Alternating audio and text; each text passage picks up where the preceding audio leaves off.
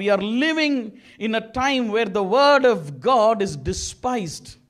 கர்த்தருடைய வார்த்தையை புறக்கணிக்கக்கூடிய காலத்தில் இன்றைக்கு நம்ம வாழ்ந்து கொண்டிருக்கிறோம். I mean, people do not want to receive the word of God. The word of God is less received. இன்னைக்கு அதிகமாய் ஜனங்கள், கிறிஸ்தவர்கள் தேவனுடைய வார்த்தையை என்ன எதிர்பார்ப்பது அல்ல. We have less audience to the word of God. You know what people are drawn to in these days? People are drawn to exuberant churches. People are drawn to good worship, new songs, a good looking pastor, a well speaking motivational speaker. இன்றைக்கு ஜனங்கள் எதை பார்த்து ஈர்க்கப்படுகிறார்கள் சொல்லுங்க? பெரிய சபை. என்ன சபை?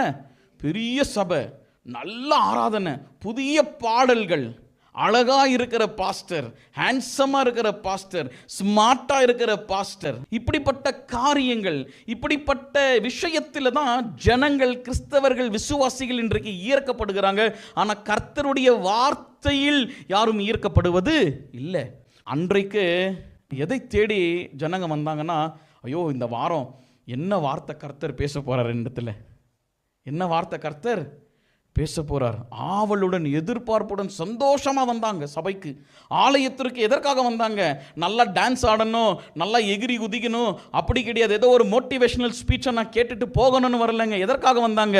கர்த்தருடைய வார்த்தையை கேட்க, அதை பெற்றுக்கொள்ள, மனம் மாற, மனம் திரும்ப, ஆமென், பாவத்தை அறிக்கையிட்டு அழுது என்ன செய்தாங்க? கர்த்தருடைய வார்த்தையை பயத்தோடு நடுக்கத்தோடு பெற்றுக்கொண்டு போனது மாத்திரமல்ல, வீட்டுக்கு போன உடனே அதன்படி செய்ய தங்களை ஒப்பு கொடுத்தார்கள். ஹல்லேலூயா. இன்றைக்கு கிறிஸ்தவத்துடைய நிலைமை எப்படியாய் மாறி போடுச்சு? ஞாயிற்றுக்கிழமை வரும், வார்த்தையை கேட்குறோம், அடுத்த நிமிஷமே சபைக்கு என் ஆத்துமாவே கர்த்தரை ஸ்தோத்தரி ஆமேன்னு சொன்ன அந்த நொடி பொழுதுலே பாஸ்டர் என்ன பேசினாருன்னு அநேகருக்கு தெரியாது, மறந்து போகுது. ஏன்னா நம்ம கவனம், மனசெல்லாம் வார்த்தையின் மீது அல்ல. ஹல்லேலூயா.